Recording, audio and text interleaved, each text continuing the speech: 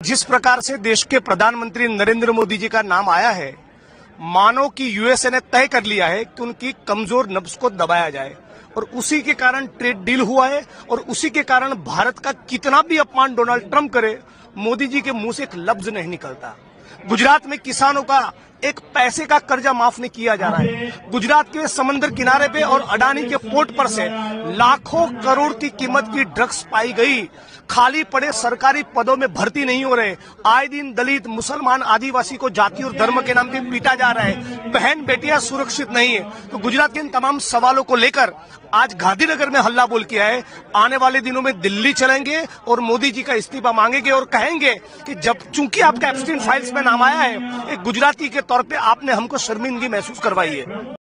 Hello नमस्कार मित्रों, जय जोहार, जय आदिवासी।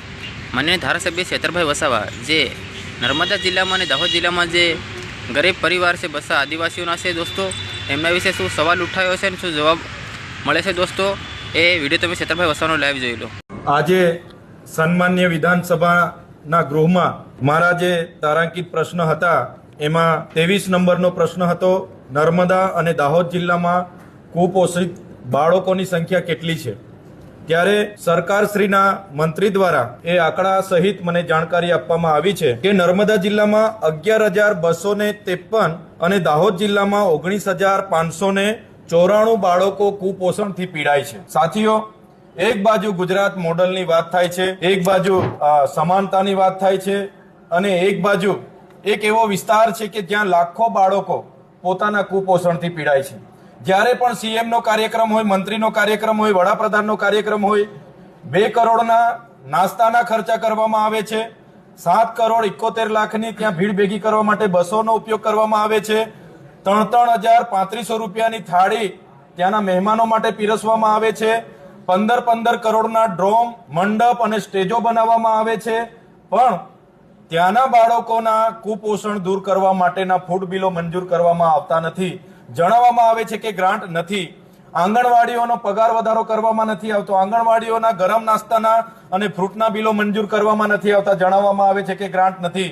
ત્યારે અમે આ ગુજરાતની સરકારને કહેવા માંગીએ છીએ, 30 વર્ષના શાસનમાં આ કુપોષિત બાળકોના નિવારણ માટે એમની પાસે કોઈ પ્લાનિંગ નથી, કોઈ એમની પાસે આગળ કોઈ કાર્યક્રમ નથી અને જે પણ ગ્રાન્ટ આ બાળકો માટે આવે છે એ ગ્રાન્ટ અધિકારીઓ અને નેતાઓના પેટમાં જાય છે અને એ ગ્રાન્ટ એમના એનજીઓ દ્વારા સગે વગે કરવામાં આવે છે એવું અમે માનીએ છીએ। ત્યારે જ આજે ગુજરાતના આઝાદીના 78 વર્ષ પછી પણ લાખથી પણ વધારે બાળકો આદિવાસી વિસ્તારમાં કુપોષણથી પીડાય છે। સાથીઓ, બીજો એક પ્રશ્ન મારો હતો કે જે અમારો વિસ્તાર છે એ સેન્ચ્યુરી વિસ્તાર છે, સુલપાણેશ્વર અભયારણ્ય છે, ત્યાં સ્ટેચ્યુ ઓફ યુનિટી અને સાપુતારાને જોડતો ગ્રીન કોરિડોર બનાવવા માટે સરકારે જાહેરનામું પ્રસિદ્ધ કર્યું છે।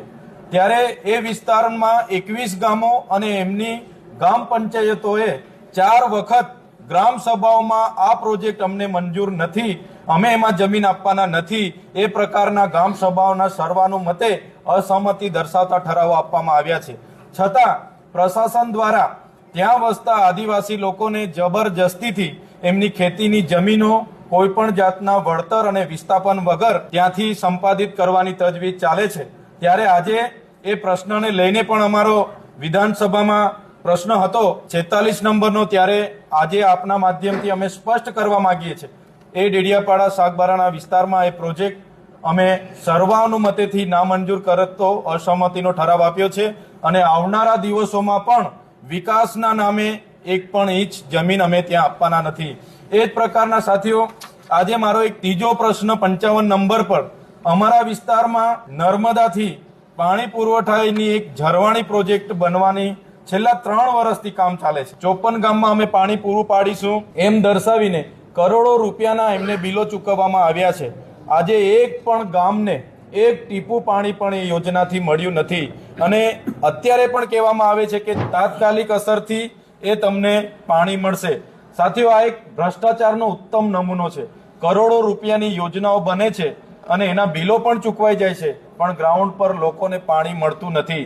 નલ સે જલનો ઉત્તમ ઉદાહરણ છે, એનો જે એક ભાગ છે। એવી અનેક પાણી પુરવઠા યોજનાઓ ગુજરાતમાં બની છે। ભ્રષ્ટાચાર કરવા માટે એમના નેતાઓ, એમના મળતિયાઓ અને એમના અધિકારીઓએ ભ્રષ્ટાચાર કરવા માટે જ આ પ્રકારની યોજનાઓ કરી હશે એવું અમે માનીએ છીએ। તો દર્શક મિત્રો, ગોપાલ ઇટાલિયાનું એવું કહેવું છે કે આમ આદમી પાર્ટી વર્ષો પહેલાં હતી નહીં દોસ્તો, ત્યાં સુધી કોંગ્રેસ પાર્ટી કેમ હારતી હતી એવું કેવું છે દોસ્તો, ભાજપ સરકારથી કેમ હારતી હતી. તો આ ગોપાલ ઇટાલિયાનો તમે વિડીયો જોઈ લો. આમ આદમી પાર્ટી જ્યારે ગુજરાતમાં હતી જ નહીં એ વખતે કોંગ્રેસ કોના કારણે હારતી હતી?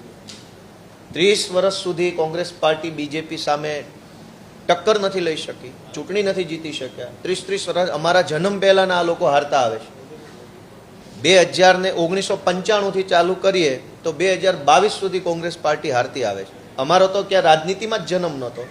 ઈશુદાનભાઈ, ગોપાલભાઈ, મનોજભાઈ, ચૈતરભાઈ કોઈ રાજનીતિમાં નહોતા, શાળામાં ભણતા હતા અમે. તે દિવસે કોંગ્રેસ પાર્ટી ભાજપ સામે લડી નથી શકી, અને એ લોકો નથી લડી શક્યા, ભાજપ સામે પડી નથી શક્યા, જેલના ડરથી ડરે છે એટલે લડતા નથી ભાજપ સામે.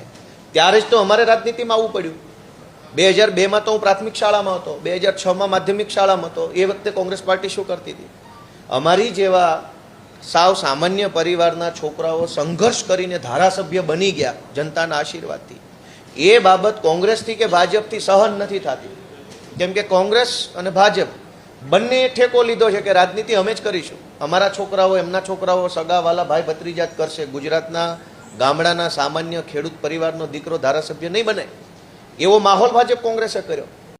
તો દર્શક મિત્રો, રાજુ કરોડપાડાનું એવું કેવું છે કે એઆઈનો ઉપયોગ કરી અને મને ખોટા વિડીયો અને ખોટા કોલ રેકોર્ડિંગ બનાવીને ફસાવવામાં આવી રહ્યા એવું કહેવામાં આવી રહ્યું છે દોસ્તો. તો રાજુ કરોડપાડાનો તમે લાઈવ વિડીયો જોઈ લો.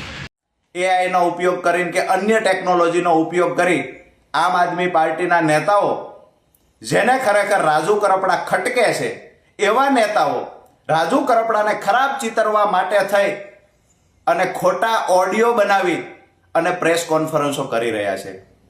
આજે ઓડિયો બનાવ્યો છે, આવતીકાલે એવું પણ બને કે રાજુ કરપડાને વધારે ખરાબ ચિતરવા માટે વિડીયો પણ બનાવવામાં આવે. તો આવનાર સમયમાં ટેકનોલોજીનો દુરુપયોગ કરીને આમ આદમી પાર્ટીના નેતાઓ જે ખરેખર મને ખરાબ ચિતરવાના પ્રયત્ન કરી રહ્યા છે એની વિરુદ્ધમાં હું અત્યારે પોલીસ સ્ટેશન ફરિયાદ લખાવવા માટે જાઉં છું.